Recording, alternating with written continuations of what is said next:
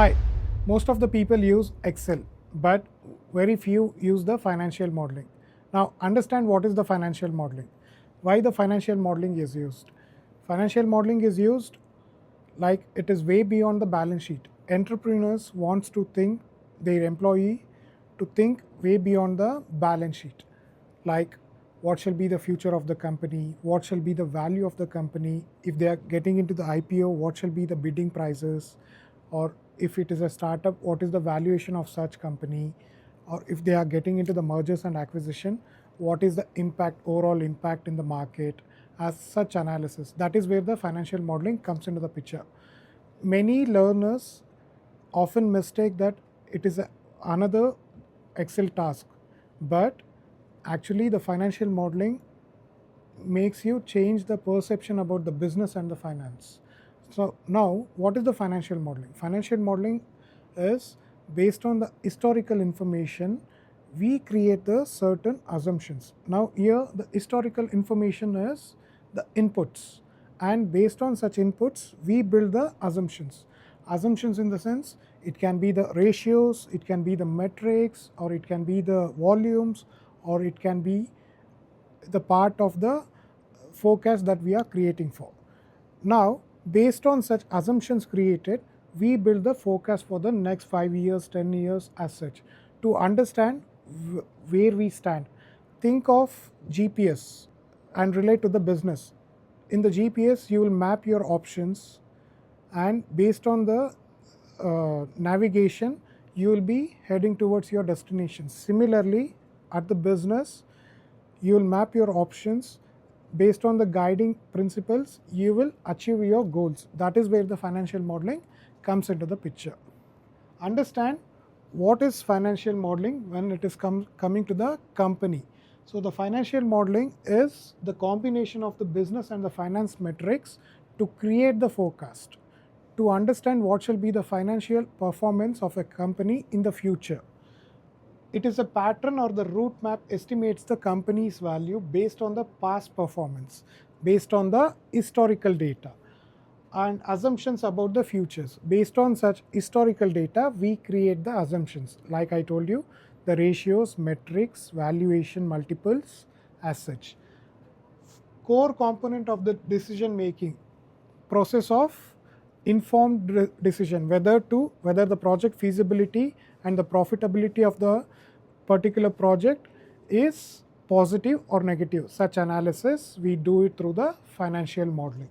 Financial modeling often involves in valuation of prices, that it can be the IPO bidding prices, or it can be the implied share value, or it can be the intrinsic value using a different models. It can be the comparable analysis or the discounted cash flow as such, or mergers and acquisitions. Now, based on such valuation methods, we proceed further, building in the mergers and acquisitions, building in the IPO model, building in the leverage buyout as such. So planning and forecasting. So based on the assumptions created, we forecast for the next 5 years where the company will stand, or what is up to the future performance of the company. Such analysis we do it through the financial modeling. Then the investment analysis. Like I told you, if there is any project finance that we are running in, that particular project, is it feasible to go ahead with it, or do we have to hold it as of now? So such analysis, through the financial modeling, we will be able to understand in a better manner. To support the decision management, use this as an indicator in the business matters. So often, to understand or to take any particular decisions, management will be relied upon the financial modeling to have the clarity and the clear understanding about where they are heading towards. Types of the model. So there are many types in the financial modeling. During the analysis, once based on the historical data that you have pulled in, you create the assumptions. Based on such assumptions, normally we prepare the 3-statement model. Using the 3-statement model, we analyze scenario and the sensitivity. Like, say for example, if there is a selling price which has been impacted due to certain scenario. Take for example Iran and US war. If it is impacting the LPG, whether the prices are increasing or decreasing, such analysis we do it through the scenario and the sensitivity analysis. If it is impacting the petrol prices, how the other price, like it can be the grocery, or it can be the prices at the restaurant, or it can be any other matter which is impacting overall market. Such analysis we do it through the scenario, different scenarios. If the selling price is increasing, what shall be the profits? If the selling price is decreasing, what shall be the profits? So under the scenario analysis, we normally do, there will be multiple changes simultaneously. Whereas in the sensitivity analysis, it can be the multiple variables at a time, or any one variable is impacting the overall profit flow. So such analysis we do it through the scenario and the sensitivity analysis. Three statement model, for any model in the financial modeling, three statement model is the base, be it, it can be the income statement, balance sheet and cash flow statements. So here, based on the assumptions that we created, we create the forecast building the three statement model of the income statement, balance sheet and the cash flow statement for the next 5 years, 10 years, 15 years as such. Such analysis we do it through the three statement model. So the model which we have built in the three statement model shall act as a base for any other model, be it the comparable analysis, discounted cash flow, leverage buyout, mergers and acquisitions, or a precedent transaction. Why? Because most of the information are pulled in. It can be EBITDA, or it can be net income, or it can be revenue. All such information will be pulled from the three statement model. Based on this information, we build the other models. So three statement model holds the majority of the financial modeling activity. Based on this, we work upon the various multiples. It can be the enterprise value, it can be the enterprise value, or the intrinsic value of the equity, intrinsic value of the equity,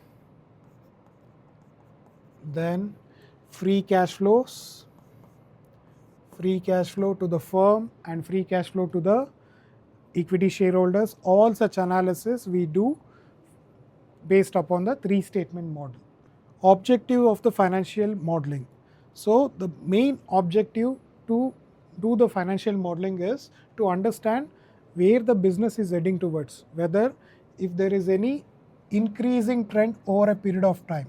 Such analysis we do it through the financial modeling. Be it can be the share prices, market value of the company, or the revenue trend. All such analysis due to revenue can be impacted due to the seasonal and unseasonal businesses. Similarly, the share prices can be impacted due to the market fluctuations. All such analysis can be done through the financial modeling. Normally when you trade in the options, so you will have the strategy. So based on such strategy, you will go for buying or selling. Such analysis, similar analysis we do it in the financial modeling to understand where the business is heading towards. Then the valuation of business. Valuation of business, it shall be based on the market value, based on the market value of the company. So what is the market value for that particular company? For example, the face value of the share is 10. However, what is the price traded in the market for that particular share in the market, in the share market or the stock market? So such analysis, based on that we build the market value. To understand market value better way, we use the financial modeling, whether if the market value is at par or overvalued or undervalued. Such analysis we do it through the CCA and DCF models. Then rising of capital. If there is any additional capital requirement, whether to go for the issue of equity or issue of debentures or issue of preference shares or going for the third party borrowings, All such analysis can be done through the financial modeling to understand what shall be the weighted average cost of capital, to understand what is the cost of equity. All such analysis we do it through the financial modeling. Then the realistic and well researched forecast. So like I told you, if it is a seasonal business, we understand where there is a demand and where there is a fall. Similarly, if there is any particular region there is a huge demand, if there in other particular region there is no demand, all such analysis, it will help you better way to mold the market to increase the market share. Then selling or dive investment of assets of the business units. If suppose the company is suffering from the losses and they want to exit from that particular business, so to understand whether they can go for it, the financial modeling can be used. Similarly, encourages the long term strategic discipline, understanding the business in a better way to understand what is happening in the finance. It will help you have you strategically planned and implement successfully. Then building and the structure of the financial modeling, gathering of historical data for at least 3 to 5 years based on certain information available in the market. If it is a limited company, it is easy for us to get the data. If it is a private limited, we have to buy the data. Now based on the gathering of such information, we have to create an assumptions or the metrics or the ratios. It can be a revenue growth rate, or it can be current ratio, or it can be daily sales collections, DSO, DPO, DIO, all such analysis. Based on that, you will be creating the assumptions, and based on such assumptions, you will be building the forecast for the future. Valuations.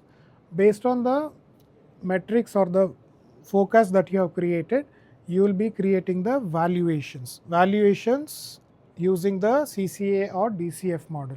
Under the CCA method, based on the market information of the similar companies, you will create the what is the market value of that particular company, whether it is at par, overvalued or undervalued. Similarly, under the DCF model, you will calculate the valuation based on the available inputs within the company. So based on such valuation, you will proceed further whether to go for the mergers and acquisitions, go for IPO, go for the LBO, or let's say the third party is interested in a business, and if he is ready to buy that particular company, how the analysis is done. So it helps in all such valuations in the decision making. Then financial modeling valuation, major revenue streams. So it will help you identify what is the major revenue share generated from, through which, whether it is only the product or product plus service, or only the service. All such analysis, it helps you way better to understand where the major revenue is generated and what is the growth rate over a period of time. Then the cost factor, be it what is the operating expenses that incurred and what is the trend of capital expenditure over a period of time. All such analysis you will be able to understand in a better manner. Then the financial viability and the feasibility of the project. Let's say, for example, a star group of hotel is planning to launch a resort in a hill station. During such time, they have to ascertain what is the land value of that particular locality, what is the registration cost, what is the construction cost. All such put together will be the project cost. Now, to incur such project cost, what is the sources of fund, whether to raise the additional capital, whether to borrow the money from the bankers, or whether to issue the debentures as such.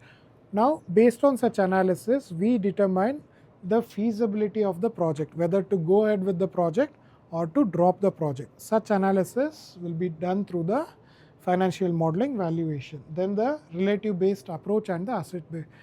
If any company is compared from the other company's information or a similar kind of company, like for example, a company is located in India, within India, having a similar set of customers, similar set of geographical area, and more or less similar revenue growth rate in a market.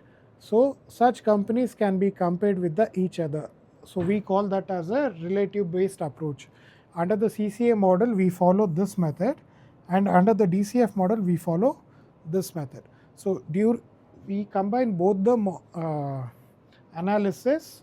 Based on the requirement we follow the methodical approach. Then we have the financial strategic planning and the implementation review in the long term. So in the long term, where the company stands, where it is heading towards, and what shall be the future of the company, all such analysis can be done through the proper strategic planning and the implementation with the help of financial modeling. Maximizes the investment performance. So it helps you in a better manner to understand where you're heading towards, whether the investment is profit oriented, whether if it is investment is a customer oriented, whether the investment is market oriented. All such approach you will be able to understand in a better manner, and where you're lacking, whether product is supplied, product is the quality wise the product is good, however when it comes to the service they are lacking. If the such lacking of services is fixed on timely basis, they can maximize the performance in the market. All such analysis can be done through the financial modeling. Supports continuous organizational growth. Financial modeling is a dynamic in manner, so based on the market conditions, it gets updated on a regular basis to understand the situation of the business, to understand the compliance in a better manner, be it the issue of bonus, be it paying the taxes, or capturing the market, expanding the market. All such analysis can be done through the financial modeling. So this is all about the financial modeling. Thank you.